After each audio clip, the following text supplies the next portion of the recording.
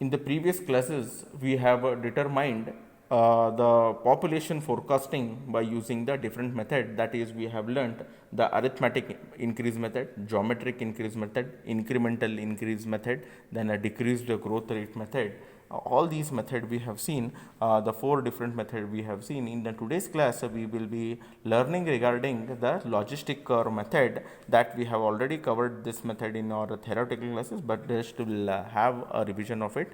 Then the other remaining methods, we will be seeing in today's class. Okay, so in the logistic curve method, you will be asked to determine the saturation population and the population given in the specific year. Now, what is the saturation population? Saturation population is nothing but the maximum population. So that we can determine it by using the formula PS is equal to 2 P naught P1 P2 minus P1 square into P naught plus P2 divided by P naught into P2 minus P1 square. This is nothing but we call it as the saturation population. In order to determine the saturation population, we will be using this particular formula. Suppose if they ask you to determine the population at a given specific year. Okay, suppose they have given you the population at some of the 3 years, okay, 3 decades, then they may tell you to determine the population afterwards. Okay, so in that particular case, you need to determine that particular population using the formula P is equal to PS divided by 1 plus e raised to a plus bt. Here we already know PS, how to calculate PS we already know, and A and B how to calculate. Without the A and B, you cannot able to determine that particular the population in the given specific year. So in order to calculate A and B, we will be using the formulas A is equal to log E multiply by PS minus P naught divided by P naught. Now PS is saturation population, P naught is the initial population, and here also P naught is the initial population. So you can determine it by using this particular formula, and B can be determined by 1 divided by N log E P naught into PS minus P1, P1 multiplied by PS minus P naught. Okay, so this is nothing but your B, you can determine it. So A and B, after finding the value of A and B, you can substitute in the population for the future forecasted population. You can substitute in the A and B value, and what is this T value, you will be knowing it when you are going to solve the problem. And the N value will also, you will also know the N value, what is this N. Okay, so T and N are the unknown things to you right now. The things will be more clarified to you when we are going to solve the problem. I will just give you the brief idea regarding the T and N. Now, what is T? Now, suppose for example, in this particular case, this is your P naught, that is the initial population. P1 is the population after the sum of the decade of the known decade. Then P2 is again the last population. So this stands for P naught, P1 and P2. Now what is this T? Okay, what is this T? We need to have it. Now what is this T? Now they have in the problem, what is the duration between your asked population is 2011. Okay, so 2011 you need to determine the population, and now what is the initial population? It is 1951. So what is the difference between 2011 and 1951? It is 60 years. So this becomes equal to T. Okay, this becomes equal to T. Then your what is N? Now the difference between the decades, no, so 1951 to 1961, 1961 to 1971. So N, the difference between the decades, that is N is equal to 20. So it is N is equal to 20. I hope the things are clear to you. Okay, now straight away we will be solving the problem. A city has a population as shown below. Determine the saturation population and expected population in the year 2011. The straightforward question is given to you. The year and the population has been given to you, and you need to determine the saturation population and the expected population in the year 2011. Okay, so saturation population, you are having the formula Ps is equal to 2 P naught P1 P2 minus P1 square, then P naught plus P2 divided by P naught P2 minus P1 square. So now what is P naught? P naught is nothing but the initial population. P1 is the after the population after the known decade. Then P2 is the again next decade population. So here all the things are known. You can calculate P naught, P1 and P2. So PS can be calculated by using the formula 2 P naught minus 2 P naught P1 P2 minus P1 square multiplied by P naught plus P2 into P naught P2 minus P1 square. So you can determine it by using the formula. Now here 2 as it is, then P naught is 50,000, P1 is 1,10,000, then P2 is 1,60,000. So first of all, after getting the problem, you need to write all these things, which is P naught, which is P1, which is P2, you need to write it. Then P1 is how much? P1 square, so 1,10,000 square. Then P naught is how much again? It is 50,000. P2 it is 1,60,000. So you need to write it. Then P naught is 50,000. Then P2 is 1,60,000 minus P1 square, it is 1,10,000. So the saturation population is here. The answer you will be getting, if you once you simplify all the entire the thing, you will be getting it as 1,90,000. So first problem of finding the saturation population, it got over. Okay, here we have found out the saturation population. In the problem what they have asked is determine the saturation population and determine the population in the year 2011. So saturation population we have already determined it. Now we need to determine the population in the year 2011. So in order to determine the population in the year 2011, okay, now what we want is so we want T. Okay, here population in the year 2011 can be determined by using the formula PS 1 plus E raised to A plus BT. Okay, PS we have determined it. Okay, now we need to determine A, B and T. Now first we'll see how to determine T. Now what has been asked you in the problem, you have been asked to determine the population in the year 2011, and the initial population they have given is 1951. So difference between them is 60 years. So that is nothing but your T value. Okay, now PS we have already solved it. Now for what is the formula to determine A? A is log E PS minus P naught divided by P naught. So we have substituted log E. PS is 1,90,488, we have determined it. Then minus P naught we already know it is 50,000 divided by 50. So if you simplify it by using the calculator, you will be getting A value as 1.033. Then B is equal to 1 by N log E divided by P naught P1 PS minus P1 divided by P1 into bracket PS minus P naught. Now what is N? Now what is the difference between these two? 1951 to 1971, what is the difference? 1951 to 1971, what is the difference? The difference is 20. So why we are going to do it? The n number of the between them, how much is the difference, that we are going to calculate it by using n. So n is equal to 20 here. So 1 by n is equal to 20 log E P naught is 50,000 minus into 1,90,488, that is PS minus P1 is 1,10,000.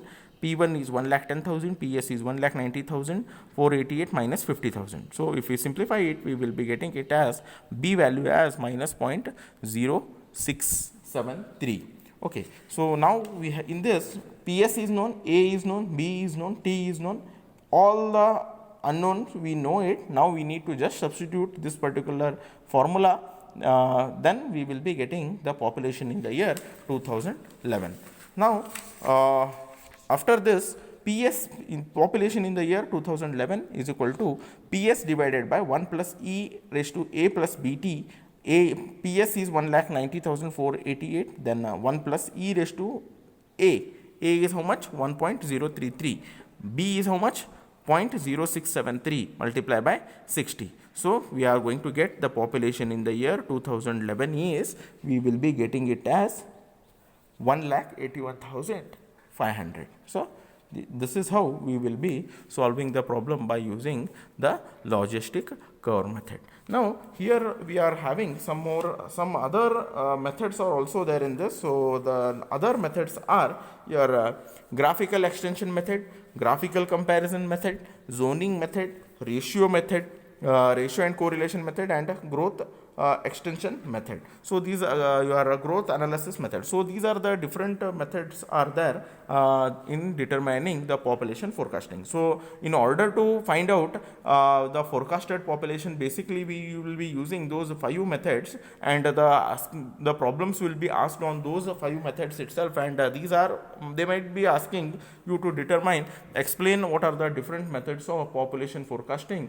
So if such kind of a question has been asked to you in the exam, so you need to write the procedure for this, but the chances are less, but still we will cover it, and you need to study it, because we may not know that whether it can be asked or it cannot be asked, but definitely you need to study it. So we'll see what are the different methods of the other methods of determining the population forecasting. In this we will be finding out the graphical extension method. Okay, as the name is indicating, the graphical extension method, what we will be doing is, we will be, whatever the trend we are going to have, we will be drawing the graph of it, and then we will be joining it. Just I'll explain it how we will be doing it. In this method, a curve is drawn between the population and the time, as it is shown in the graph, the population and then the time will be drawn to you with the help of the census data of the previous decade, so that the shape of the population curve is obtained up to the present value. So whatever the population data we are going to have, right, along with the time, we will be plotting it on a graph, and we are going to draw it on a particular graph. And once suppose we know the population till the 91, right? If we told to determine the approximate population with having the assumption that by seeing the trend of the graph, we will be extending the graph. So this is nothing but the curve. This is nothing but your graphical extension method. The curve, it is going to be carefully extended till the present population. Okay, so this is how we are going to do it. Then in the graphical comparison method, what we are going to do is, in this particular method, the variation of the previous method has to be known. It is assumed that the city under consideration will develop as similar cities are developed in the past. Okay, then we are going to assume it. Then the method consists of plotting the curves of the cities that one or more decades ago has reached the present population of the city under the consideration. So this is how we will be determining the graphical comparison method. Then we will be having this particular zoning method, okay, or master plan method. Okay, now this particular method is probably one of the scientific method where we use the limitations imposed by the town planner in the increase in the population of the various parts of the city. For this particular thing, what we will do is, we will be a master plan of the city is going to be get prepared, dividing it into the several zones such as in industrial, commercial, residential and other zones. Each zone is allowed to develop as per master plan. Okay, then what we will be doing is, the future of each zone will be fully developed as 1000 plot, allowing 5 persons per plot. Then based upon that, how many people will be there for each plot, there will be around 1000 people and 1000 plots, and each plot will be having 5000, so there will be around 5000 people will be there. So this is how we will be doing it. Then the ratio and correlation method. Next is the population of the small town or the area is calculated to the big towns. In this particular method, the increase in the population of the bigger cities bear a direct relationship to the population of the whole state or the country. In this method, the local or national population ratio is determined in the previous or 2 or 4 decades. Then we will be depending upon the conditions or other factors, even changing into the different ratio may be adopted. These ratios may be used in predicting the future population. Okay, this method is useful for only those areas whose population growth is past fairly. It is a consistent in nature. For these areas, we will be using this ratio and correlation method. Then we will be having the growth analysis or growth composition method. In this particular method, the change in population of the city is going to be, as we have spoken, that it is going to depend upon the birth, death and the migrations. Okay, now here the what we are going to do in this particular method is we will be considering the present population, then natural increase we will be finding it, and then the migration also we will be considering it. So this is how we will be doing the growth analysis method. See, 5 methods are much more important rather than these methods, but you should know how to how these methods is going to work. So in this particular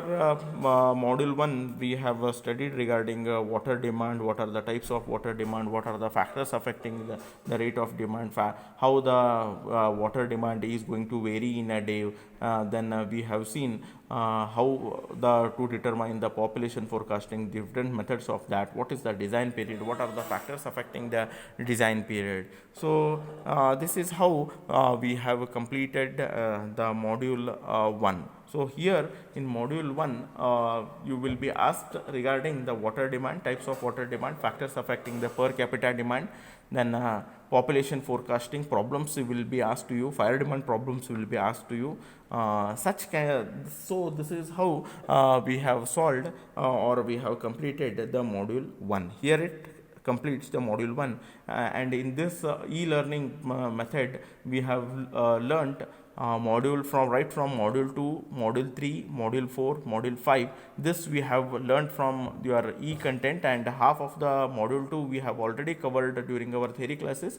After completion of module 5, what we have done is, again we have taken the revision of module 1 by using the e-connect classes. So here your all the things are going to water supply, all the topics that has been covered. If we then we will be doing a revision of the other modules in this particular e-connect classes. So this right now we have completed the module 1. Thank you.